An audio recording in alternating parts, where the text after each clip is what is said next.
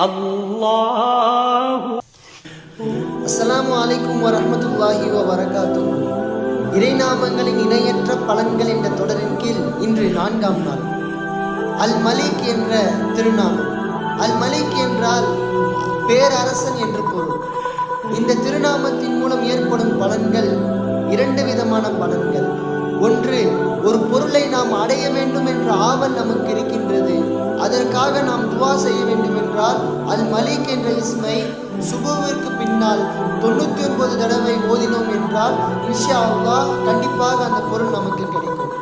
2வது பலன் என்னவென்றால், ஒருவர் கல்வியை கற்கின்றார், அந்த கல்வியில் அவருக்கு மென்மேலும் வளர்ச்சி வர வேண்டும் என்றால் அல் மலிக் என்ற இஸ்மை 121 தடவை அவர் தினமும் ஓதிக்கொண்டே இருந்தார் என்றார் இன்ஷா அல்லாஹ் கண்டிப்பாக அவருக்கு அவருடைய இல்மிலே, அவருடைய கல்வியிலே பரக்கத் ஏற்படும் என்று அல்லாமா சஹ்ரவதி ரஹ்மத்துல்லாஹி அலைஹி அவர்கள் கூறுகின்றார்கள்.